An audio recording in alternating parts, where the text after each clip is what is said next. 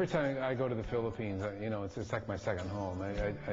And unfortunately, I've only really spent time in Manila, so I'm hoping the next trip get to at least one of the islands. But and I've seen a real change, you know, because I've been going there since '81. It was my first tour of the Philippines, and now I've seen this middle class.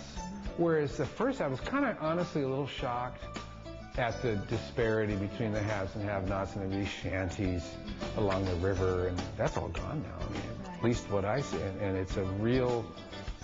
I got invited to a few homes over in, they call it, what's the area?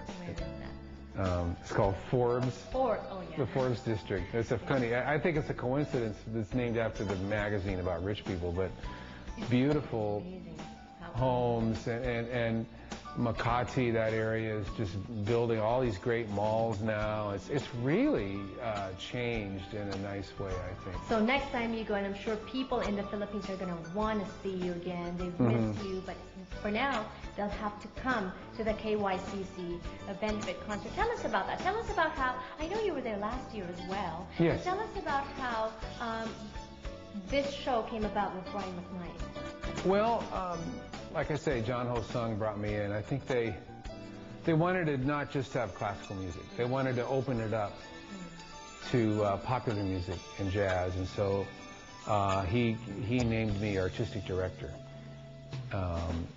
And so the first year I brought in Christopher Cross, and then we tried Brian McKnight last year. He couldn't do it, so I brought in my friend Patty Austin. And then, so this, he said, I gotta have Brian McKnight. So, okay. So that was a little bit of doing to get it all arranged, but we did. And so, and it turns out Brian has a big following in Korea and the Philippines. So it's really great that we have him. What are you looking forward to the most? What's your favorite part of this show that we need to, you know, we won't blink. We shouldn't blink. That part on. Oh, I mean. I think the whole evening with Brian, I'm going to do one of my compositions as well, a composition called Reebok, which is kind of fun, with the orchestra.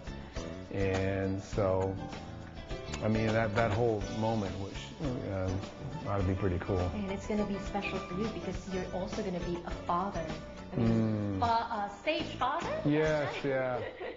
Your daughter is playing as well. So go ahead and invite our viewers to come and go to the KYCC Benefit. Yes, it's going to be a spectacular evening, especially because if you like classical music and jazz, like all kinds of music, it's the place to be. And Disney Hall is such a fabulous venue. It's so great to hear music there. And it's a very talented young orchestra. I'm very, very proud to be in front of it. And so, come on down. What's the best thing about being a musician? Best thing, two things. One is that you get to do what you love. It's a dream job in a sense. There's like kids that want to grow up, and a musician is one of those dream jobs. That's number one. Number two, we get to travel. We get to travel all around the world in places, and we get paid for it. Exactly. And one final question for the people out there. A lot of Filipinos love to sing, love music, love to play. For people who aspire to be like you, who aspire to have a career in the music industry, what's your best tip for them? Well, of course, it goes without saying to practice. But don't have a fallback plan. Oh. Don't have that safety net. Okay. Just go. Oh, I never did. So I'm just saying the way I did it. I never went to music school. And that surprises a lot of people. You didn't? No. I went to one semester of community college, and that was El Camino. Yeah, El Camino. My brother is going there. Yeah, it's funny because they honored me as this distinguished alumnus, and you know. And you didn't finish? No, I didn't finish. Oops. But that's very sweet. It's a wonderful school. But that was the extent of my higher education, was El Camino. So I never really got a degree or anything, but I worked hard, and I just never looked back. Just keep going, you know, work hard. And that's what I say. You've got to love it, and it's got to be like you were talking about earlier. It has to be your whole life. If it's not your whole life, don't do it.